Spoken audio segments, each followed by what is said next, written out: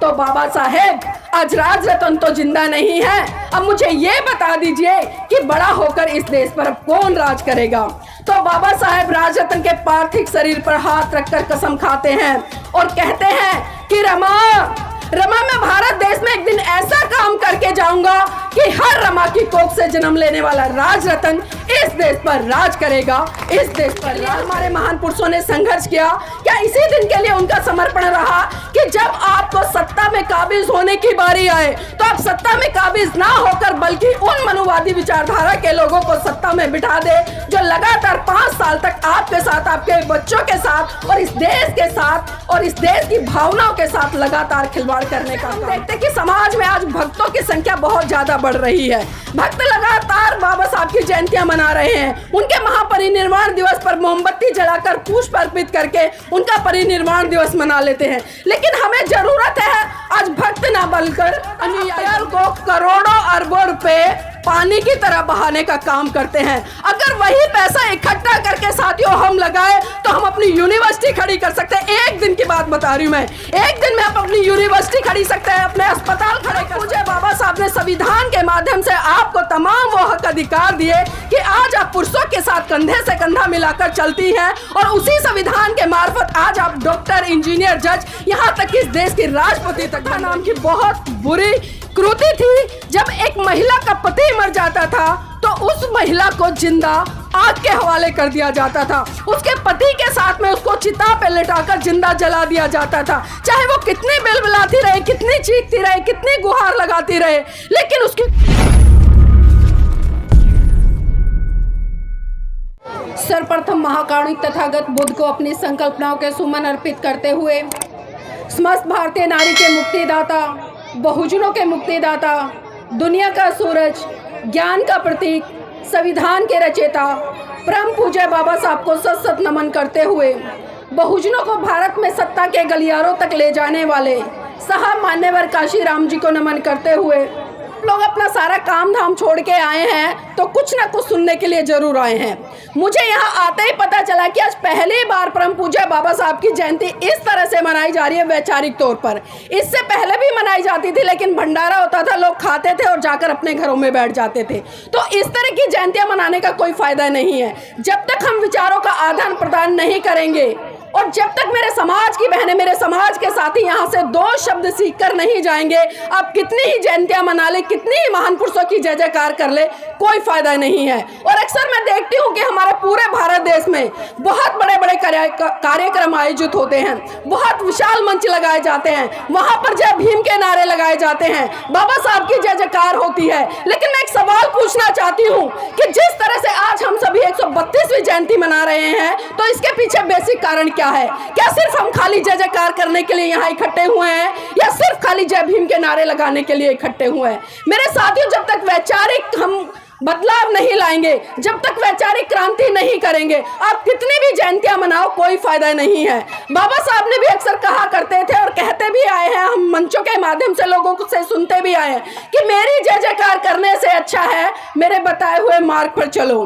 लेकिन आज हम क्या कर रहे हैं? आज हम तमाम बहुजन महान पुरुषों की जय जयकार करने में लगे हुए हैं, लेकिन उन्होंने जिन सिद्धांतों को गढ़ा, जिन सिद्धांतों को दिया, जिन विचारधारा की बात की, आज हम उस विचारधारा पर ना चलकर, उस विचारधारा को मनोसात ना करके बल्कि खाली उनका गुणगान और उनकी जय जयकार करते नजर आ रहे हैं। यहाँ पर मेरी बहुत सारी महिलाएं बैठी हैं। मैं खासकर कुछ परंपराओं को लेकर चर्चा करूंगी क्योंकि जिस तरह से तमाम वक्ताओं ने अपनी अपनी बातें रखी, बाबा साहब के बारे में बहुत सारी चीजें यहाँ पर बताई। अक्सर हम बाबा साहब की चीजें सुन लेते हैं और कहीं ना कहीं उनके संघर्ष को लेकर चर्चा कर लेते हैं, लेकिन उनके संघर्ष से जुड़ी हुई 2 घटनाओं का जिक्र मैं आपके बीच में जरूर करूंगी क्योंकि अक्सर मैं मन से उन घटनाओं का जिक्र इसलिए करती हूँ क्योंकि कहीं ना कहीं आज मेरे समाज की बहनें, मेरे समाज के साथी फील करें उस संघर्ष को, जिए उस त्याग समर्पण बलिदान को, जिस त्याग समर्पण बलिदान के कारण हमारे महान पुरुषों ने खून के आंसू रोए थे। क्योंकि जब तक हम अपने महान पुरुषों की विचारधारा को महसूस नहीं करेंगे, उनके जीवन को मनोसात करने का प्रयास नहीं करेंगे, तब तक आप कितनी भी जयंतियां मनाएं कोई फायदा नहीं है।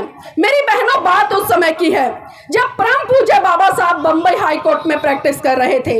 अचानक उनके पास खबर पहुंची कि साहब आपका बेटा राजरतन बहुत बुरी तरह से बीमार है और अपने जीवन की अंतिम सांसें ले रहा है। ये बात सुनकर परम पूज्य बाबा साहब तुरंत घर दौड़े आए और जैसे ही बाबा साहब ने राजरतन को गोद में उठाया, राजरतन ने बाबा साहब की गोद में ही दम तोड़ दिया। ये मंजर देखकर माता रमाबाई बिलक बिलक कर रोने लगी और साहब का कॉलर पकड़कर कहने लगी, साहेब बस कीजिए, बस कीजिए साहेब, बस कीजिए। आपकी समाज सेवा के भूत ने एक एक करके मेरा पूरा परिवार उजाड़ दिया, साहेब बस कीजिए। तो बाबा साहब कहते कि रमा, रमा चुप हो जा, रमा चुप हो जा, तू तो रो भी सकती है लेकिन मेरी तो आंखों के आंसू ही सूख चुके हैं। रमा चुप हो जा, क्योंकि प्रतिदिन मैं अपने समाज के हजारों बच्चों को मरते हुए देखता हूँ। रमा चुप हो जा। तो माता रमाबाई फिर कहती है कि साहेब, साहेब मैं आज फिर चुप हो जाऊंगी, लेकिन आप मुझे एक बात बता दीजिए कि जब जब आप अपने बेटे राजरतन को गोद में खिलाया करते थे तो बड़े हर्षोल्लास के साथ में कहा करते थे कि रमा, रमा मेरा बेटा राजरतन बड़ा होकर एक दिन इस देश पर राज करेगा। तो बाबा साहेब आज राजरतन तो जिंदा नहीं है, अब मुझे ये बता दीजिए कि बड़ा होकर इस देश पर अब कौन राज करेगा। तो बाबा साहेब राजरतन के पार्थिव शरीर पर हाथ रखकर कसम खाते हैं और कहते हैं कि रमा, रमा मैं भारत देश में एक दिन ऐसा काम करके जाऊंगा कि हर रमा की कोख से जन्म लेने वाला राजरतन इस देश पर राज करेगा, इस देश पर राज करेगा। और वो राज परम पूज्य बाबा साहब हमें संविधान के अंदर देकर गए, एक वोट देने तक से लेकर एक शासक बनने तक का अधिकार। लेकिन आज मेरे समाज के भाई बहनों ने अपने वोट की ताकत को नहीं समझा।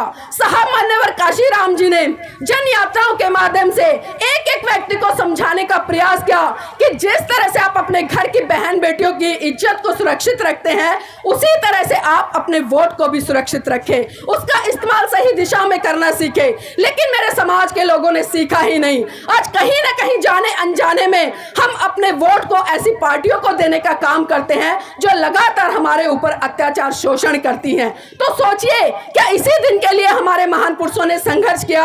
क्या इसी दिन के लिए उनका समर्पण रहा कि जब आपको सत्ता में काबिज होने की बारी आए तो आप सत्ता में काबिज ना होकर बल्कि उन मनुवादी विचारधारा के लोगों को सत्ता में बिठा दे जो लगातार 5 साल तक आपके साथ, आपके बच्चों के साथ और इस देश के साथ और इस देश की भावनाओं के साथ लगातार खिलवाड़ करने का काम करे। आप देख रहे कि जिस तरह में जो देश का सिनेरियो बना हुआ है, आज लगातार बहुत सारे लोग हैं जो कहीं ना कहीं एक बात पर चलन में आ रही है, सुनते भी होंगे कि हिंदू राष्ट्र भारत को होना चाहिए। अब देखिए कि जो लोग आज मनुवादी विचारधारा के हैं उन्होंने एक मुहिम छेड़ दी है कि भारत को हिंदू राष्ट्र बनाए। लेकिन मैं पूछना चाहती हूँ उन तमाम लोगों से और खासकर अपने समाज के लोगों से जो टीवी पर बैठकर खबरें देखते हैं और शाम को आकर आराम से बैठ जाते हैं, किसी भी तरह का चिंतन मनन नहीं चलता।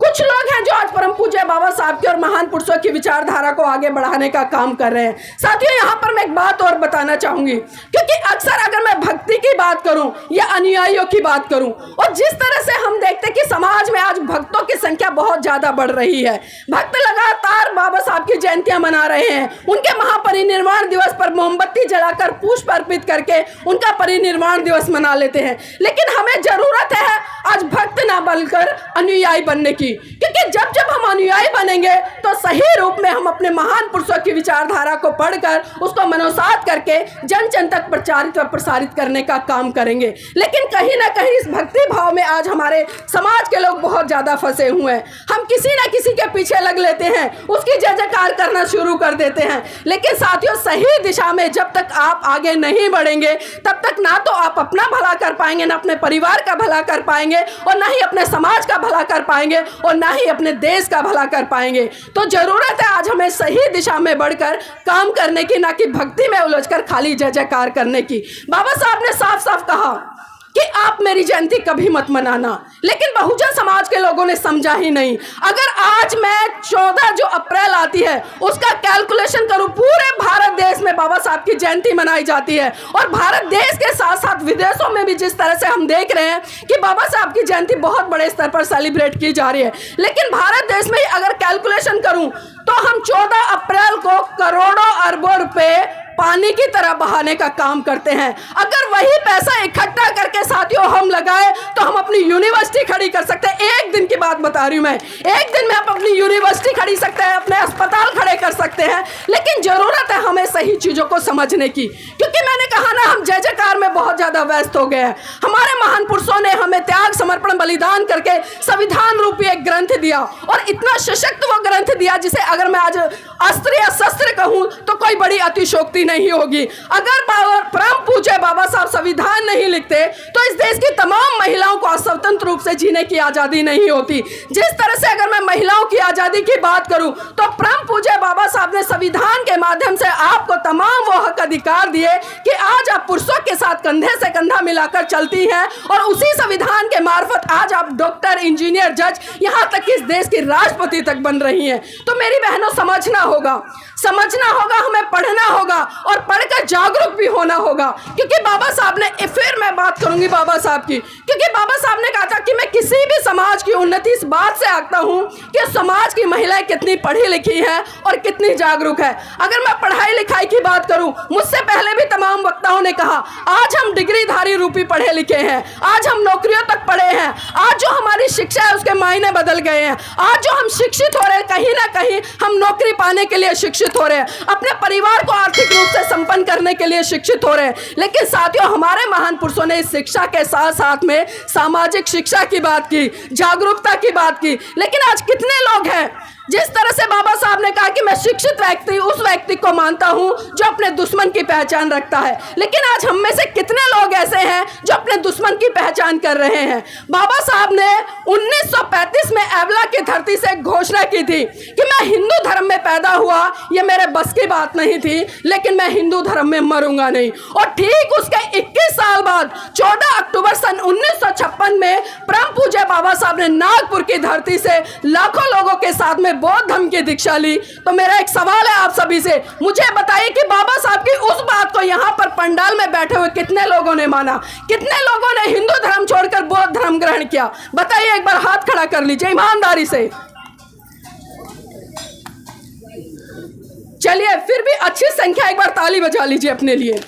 क्योंकि देखिए, सही रूप में अपने महान पुरुषों की जयंती मनाने का उद्देश्य है, या एक मैं कहूंगी कि सार्थकता तभी है जब आप उनके विचारों को मनोसात करें। और इसी कड़ी को आगे बढ़ाते हुए मैं बाबा साहब के जीवन से, उस घटना से भी आपको रूबरू कराना चाहूंगी। और खासकर मेरी बहनों, आप ज्यादा ध्यान से सुनिएगा, क्योंकि कहीं ना कहीं अगर आपको वो समर्पण, वो त्याग, वो बलिदान याद आए तो मुझे उम्मीद होगी, और मैं उम्मीद भी करूंगी कि उस त्याग, बलिदान, समर्पण से कहीं ना कहीं आप सीख लेकर अपने महान पुरुषों की विचारधारा को आगे बढ़ाने में काम करेंगी।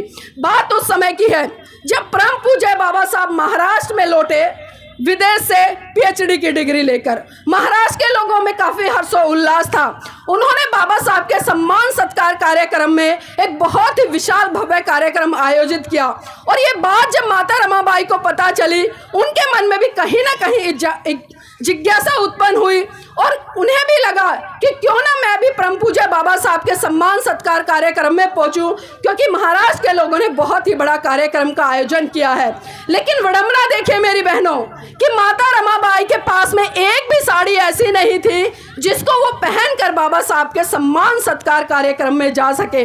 माता रमाबाई को याद आया कि सम्मान स्वरूप साहू जी महाराज ने एक बार परम पूज्य बाबा साहब को एक पगड़ी भेंट की थी। माता रमाबाई ने ट्रंक में से वो पगड़ी निकाली और अपनी साड़ी के ऊपर लपेटकर उस पगड़ी को बांधकर बाबा साहब के सम्मान सत्कार कार्यक्रम में पहुंच गई। अब एक चीज देखिए कि जब किसी महिला के पति का सम्मान सत्कार कार्यक्रम चल रहा हो तो उस महिला को कहाँ होना चाहिए, कहाँ होना चाहिए आप बताइए? उसको मंच पर होना चाहिए, मंच पर होना चाहिए ना। चलिए हम मान लेते कि अगर वो मंच पर भी नहीं है तो कम से कम उसको पहली पंक्ति में होना चाहिए। अगर पहली पंक्ति में भी नहीं है तो कम से कम उसको दूसरी पंक्ति में भी होना चाहिए। लेकिन आपको जानकर आश्चर्य होगा कि माता रमाबाई ना तो मंच पर थी, ना पहली पंक्ति में थी, ना दूसरी पंक्ति में थी। यहाँ तक कि जो लाखों की भीड़ इकट्ठी हुई थी, दूर दूर तक माता रमाबाई उस भीड़ में भी नजर नहीं आ रही थी। बाबा साहब भी कहीं ना कहीं टकटकी लगाकर मंच से अपनी जीवन संगनी रामू को निहार रहे थे, लेकिन दूर दूर तक माता रमाबाई उन्हें दिखाई नहीं दे रही थी। बहुत देर हो गई भाषण देते देते। बाबा साहब की अचानक से नजर पड़ी भीड़ के पीछे एक पेड़ खड़ा था, उसके पीछे। बाबा साहब ने देखा कि वहां से एक महिला चुपके से बाबा साहब को निहार रही है, और बाबा साहब समझ गए। बाबा साहब समझ गए कि वो कोई और नहीं, वो मेरी रामू है। और वो ये भी समझ गए कि वो भीड़ में क्यों नहीं आई, वो मंच के आगे क्यों नहीं आई। तो देखिए मेरी बहनों, जिस माता रमाबाई ने इतना बड़ा त्याग समर्पण बलिदान किया, लेकिन आज हम उनके त्याग समर्पण बलिदान को भूल बैठे। और जब मन से कार्यक्रम का समापन हुआ तो बाबा साहब भीड़ को चीरते हुए माता रमाबाई के पास पहुंचे और उनका हाथ पकड़कर कहने लगे कि रमा, ऐसा नहीं है मैं तेरा श्रृंगार नहीं कर सकता। रमा, ऐसा नहीं है कि मैं तेरा सत्कार नहीं कर सकता। रमा, ऐसा नहीं है कि मैं तुझे आभूषणों से नहीं सजा सकता। रमा, ऐसा नहीं है कि मैं तुझे एक से बढ़कर एक सुंदर साड़ी नहीं पहना सकता। तो माता रमाबाई भी समझ गई, वो समझ गई कि बाबा साहब किस संदर्भ में कह रहे हैं। और बाबा साहब ने ये भी कहा कि रमा, जितनी जिम्मेदारी मेरी तेरे प्रति है, उससे कहीं ज़्यादा जिम्मेदारी मेरी इस भारत देश की महिलाओं के प्रति है, जिनके शरीर पर आज भी शरीर ढकने के लिए वस्त्र नहीं मिलते। तो सोचिए मेरी बहनों, अगर माता रमाबाई ये त्याग समर्पण बलिदान नहीं करती तो आज मेरे समाज की ये बहनें जो 1000 से लेकर 1-1 लाख रुपए तक की साड़ियाँ पहन रही हैं, वो नहीं पहनती। तो आपको जरूरत है सीख लेने की उस माता रमाबाई से। और मैं गारंटी से कहती हूँ, जिस दिन आप सबने माता रमाबाई के जीवन को जी लिया और माता रमाबाई के बराबर नहीं बल्कि कुछ कम भी उनके प्रतिशत काम कर लिया, तो इस देश में हजारों अंबेडकर पैदा हो जाएंगे। लेकिन जरूरत है आपको माता रमाबाई बनने की, क्योंकि कहीं ना कहीं हम देखते हैं कि आज पुरुषों की सफलता के पीछे घर की महिलाओं का बहुत बड़ा हाथ होता है, और महिला को आगे बढ़ाने में पुरुषों का भी हाथ होते हैं। लेकिन हम देखते हैं कि हमारे समाज के बहुत सारे कार्यक्रम होते हैं, चाहे राजनीतिक कार्यक्रमों की बात करूं, मैं धार्मिक कार्यक्रमों की बात करूं,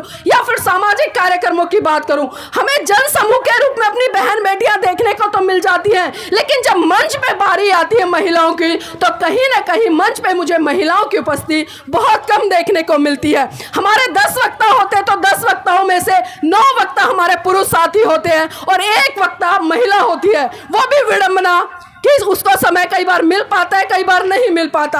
लेकिन अगर आप सही रूप में परम पूज्य बाबा साहब के अनुयायी हो, तो जिस तरह से परम पूज्य बाबा साहब ने समानता की बात की, उसी तरह से आपको भी समानता की बात के साथ साथ उसको व्यवहार में उतार कर और व्यवहारिक रूप से उसको स्थापित करना पड़ेगा, वरना कितनी ही जयंतियां मनाए, कोई सार्थकता इसमें साबित नहीं होती। मैं थोड़ा सा चर्चा करना चाहूंगी यहाँ पर पाखंडवाद, रूढ़िवाद और जिस तरह से जो परंपराएं चली आ रही है, क्योंकि परंपराओं का हवाला अक्सर हम बहुत सुनते हैं और देखते आए हैं कि हमारे बड़े बुजुर्ग करते आए थे इसलिए कर रहे हैं, हमारे पीछे करते आए हैं इसलिए हम कर रहे हैं। तो मेरी बहनों, आप सबने सुना होगा, भारत देश में एक सती प्रथा नाम की बहुत बुरी कृति थी। जब एक महिला का पति मर जाता था तो उस महिला को जिंदा आग के हवाले कर दिया जाता था, उसके पति के साथ में उसको चिता पे लिटाकर जिंदा जला दिया जाता था। चाहे वो कितनी बिलबिलाती रहे, कितनी चीखती रहे, कितनी गुहार लगाती रहे, लेकिन उसकी कोई सुनने वाला नहीं था। ये प्रथा बंद